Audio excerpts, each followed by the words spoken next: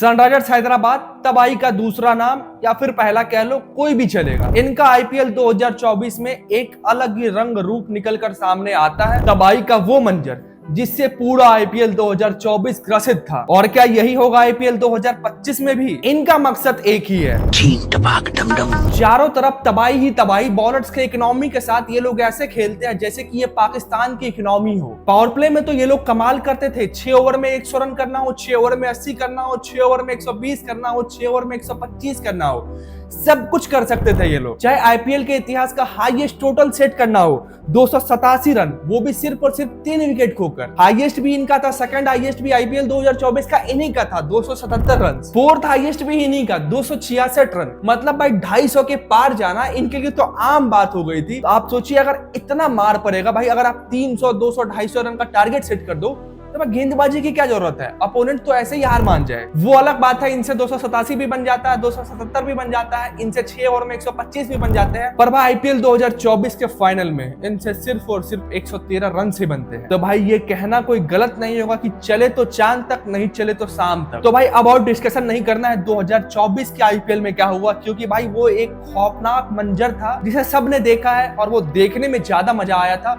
तो भाई हम डिस्कस करेंगे इस वीडियो में क्या सनराइजर्स हैदराबाद आईपीएल 2025 में भी अपनी 2024 जैसी टीम बना पाएगी, कहां पर कमी रही है, कौन से डिपार्टमेंट में जैसे कि भुवनेश्वर कुमार गए हैं तो पावर प्ले में अब सनराइजर्स के पास कौन सा ऑप्शन है। बल्लेबाजी में आप देखेंगे मार्करम गए हैं तो इनके पास अभी आया ईशान किशन। इस बार सनराइजर्स ने क्वालिटी स्पिनर्स को भी टारगेट किया है। सनराइजर्स के पास क्वालिटी स्पिनर के तौर पर है एडम जंपा और राहुल चहर। तो भाई इन सभी चीजों को हम डिस्कस करेंगे इस वीडियो में। तो बिना किसी देरी के शुरू करते हैं इस वीडियो को और बनाते हैं सनराइजर्स हैदराबाद का वो मॉन्स्टर 11 जो कि घातक 11। भाई कुछ भी कह लो इनको, ये लोग बिरयानी खाते हैं और इस तरीके की पिटाई करते हैं गेंदबाजों की, अपोनेंट्स की भाई कहना मुश्किल है। उनका इकोनॉमी भाई कुछ कहने के लायक ही नहीं। तो भाई हम सबसे पहले बात करेंगे बल्लेबाजों की, क्योंकि पिछली बार 4 बल्लेबाज ऐसे थे जिनके पास से रेगुलर परफॉर्मेंस आ रही थी और उन्हीं लोग की बदौलत सनराइजर्स इतना कुछ अचीव कर पाई थी और वो फाइनल तक भी पहुंच पाए थे। सबसे पहला नाम है उनमें ट्रेविस हेड का और उनके साथ आते थे अभिषेक शर्मा। फिर नीचे आपको दिख जाते थे क्लासन, फिर नीचे नीतीश रेड्डी भी अच्छी बल्लेबाजी करते थे। तो भाई ये 4 थे और इन चारों को एसआरएच फिर से रिटेन कर लेती है। तो सबसे पहले हम देखते हैं ट्रेविस हेड को।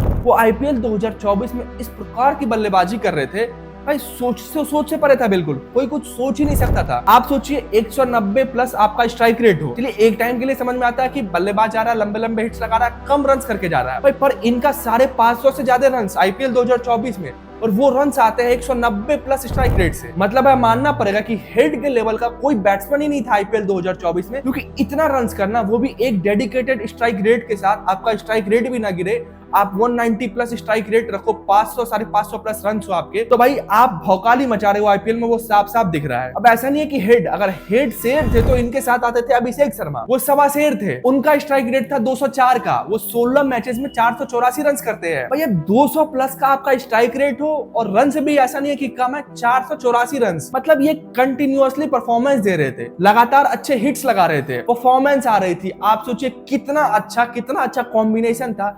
इससे खतरनाक कॉम्बिनेशन क्या हो सकता है कि आपका 2 ओपनिंग पेयर हो आईपीएल 2025 में, जो कि 2024 में ऑलरेडी आपको काफी सक्सेसफुल बना चुके हैं। एक का स्ट्राइक रेट है 190 का, 190 से 550 से ज्यादा रन करना है। एक का स्ट्राइक रेट है 204 का, वो 204 के स्ट्राइक रेट से लगभग 484 रन करते हैं। तो भाई आईपीएल 2025 में एसआरएच की तरफ से जब ओपनिंग करने आएंगे हेड और अभिषेक शर्मा, तो भाई बॉलर्स के दिमाग में ये पहले से रहेगा भाई, जिस प्रकार का मार ये मार रहे थे पिछले आईपीएल में, अगर गलती से भी वो उनके रडार में आते हैं तो उनका क्या हश्र होने वाला है। तो एक तो बॉलर पहले से भाई बैकफुट पे चला जाएगा उनके पास, भाई वो सोचेंगे एक टाइम के लिए कि भाई क्या हुआ था उनके साथ पिछले आईपीएल में। और ऐसा नहीं कि बहुत कुछ बदल गया है 1 साल में, अभी भी ये लोग बहुत ही खतरनाक बल्लेबाजी करते हैं। चाहे आप अभिषेक शर्मा को ले लो, चाहे ट्रेविस हेड को ले लो, तो भाई ये दोनों तो एक घातक ओपनर साबित हो सकते हैं। और मेरे हिसाब से ये आईपीएल 2025 का सबसे खतरनाक ओपनिंग डुओ है। पिछले साल नंबर 3 पर आते थे राहुल त्रिपाठी, पर इस बार उनको रिलीज कर दिया गया है और ईशान किशन को लिया गया है। तो इस बार नंबर 3 पर आएंगे ईशान किशन। अब आप देखिए 1, 2, 3 तीनों एक से बढ़कर एक अपोनेंट्स का होगा क्या, पावर प्ले में इस बार क्या होगा। पिछले बार तो वो दोनों मार रहे थे, इस बार तो आपको तीनों मारेंगे। तीनों पावर प्ले के बहुत ही खतरनाक बैट्समैन है और ईशान किशन किस तरह की बल्लेबाजी करते हैं ये आप सभी को पता है। आप सभी ने उन्हें देखा है मुंबई इंडियंस के लिए खेलते हुए, वो कितना हिटिंग इंटेंट रखते हैं। वो सबसे शुरुआत से ही आते हैं और पावर प्ले में तो भाई ताबड़तोड़ बैटिंग करते हैं। यहाँ पर इनके पास ओपनर पहले से ही है, तो Ishan Kishan no doubt number 3 पर आएंगे। और सनराइजर्स की जो ये ट्रायो बन रही है, ये बेहद खतरनाक ट्रायो बन रही है। फिर भाई यहीं पर सब कुछ खत्म नहीं हो जाता है, ऐसा नहीं कि यही 3 है। चौथे नंबर पर जो आ रहे हैं भाई, वो अपने आप में एक अलग ही लेवल के बल्लेबाज है। लगता है कि नशा करके आते हैं और इनको सिर्फ वही दिखता है कि भाई बॉल और इसको भेजो बाउंड्री के बाहर, ये सिर्फ इतना ही करते हैं। उनका नाम है क्लासन। और जब ये बल्लेबाजी करने आते थे आईपीएल 2024 में, एक अलग ही माहौल रहता था, खौफ का मंजर रहता था, क्योंकि आते ही हिटिंग स्टार्ट कर देते थे। इनके आईपीएल 2024 में 479 रन थे और इनका स्ट्राइक रेट भी 171 का था। मतलब आप देखिए भाई, स्ट्राइक रेट देख लो बस आप भाई, किसी का 190 है, किसी का 204 है, किसी का 171 है, किसी का 144 है। मतलब भाई आप बचने ही नहीं वाले हो।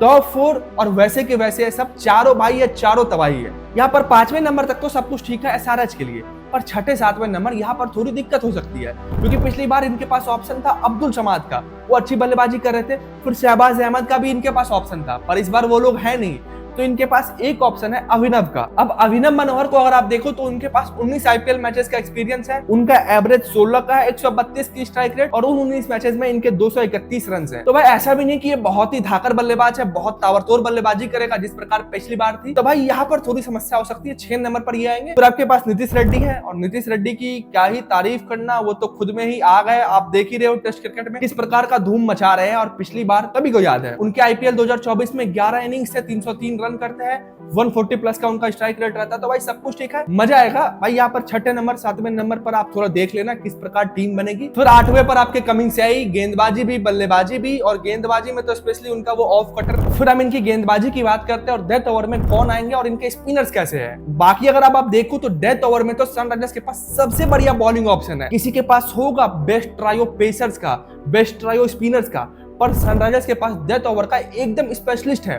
भाई आप नाम गिनते जाओ, मैं आप सभी को नाम बता रहा हूँ। सबसे पहले राहुल चहर, एडम जंपा, ये दोनों डेथ ओवर में गेंदबाजी करेंगे। उसके बाद आपके पास ऑप्शन है उनादकट का।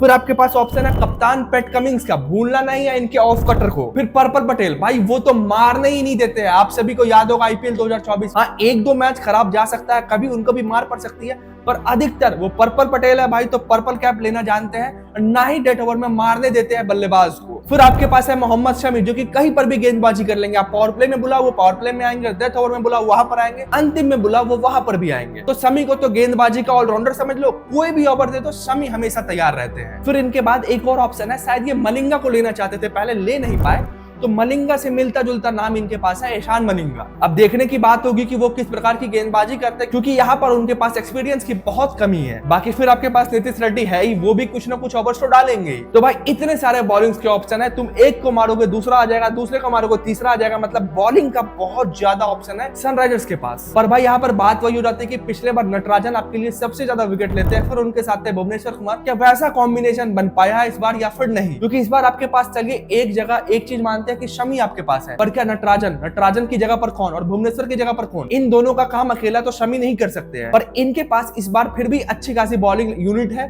जो कि डेथ ओवर में काफी अच्छा गेंदबाजी करेगी। हर्षल पटेल है, शमी अहमद है, बाकी ये है एसआरएच का फाइनल स्क्वाड। तो भाई फाइनली एसआरएच की टीम 2024 में भी तहलका मचाई थी, और मेरे हिसाब से 2025 में भी ये लोग तहलका मचाएंगे, क्योंकि इन्होंने टीम ही कुछ इस प्रकार बनाई है। इनके पास पहले तो इतने अच्छे स्पिनर्स भी नहीं थे, इस बार स्पिनर्स भी है। इनके पास ईशान किशन का भी ऑप्शन है नंबर 3 पर, वहां पर वो ताबड़तोड़ बल्लेबाजी करेंगे। फिर नीचे क्लासन है, नीतीश रेड्डी है, हर कोई है। मतलब डेथ ओवर में खास करके बॉलिंग का भी बहुत ज्यादा ऑप्शन है। तो इस बार आप सभी को मजा आने वाला है। अगर एसआरएच को कोई टीम टक्कर दे सकती है तो वो मेरे हिसाब से मुंबई इंडियंस है। इन दोनों का टीम एक लेवल का टीम है, और ये बात 100% श्योर रख लो कि जब एसआरएच और एमआई का मैच होगा वो एक अलग लेवल का मैच होगा। बाकी आप सभी का इस वीडियो के बारे में क्या कहना है कमेंट सेक्शन में बताएं, और अपनी प्लेइंग 11 जरूर बताएं। और अंत में अगर आप सभी को ये वीडियो पसंद आया हो तो सब्सक्राइब करना ना भूले चैनल को।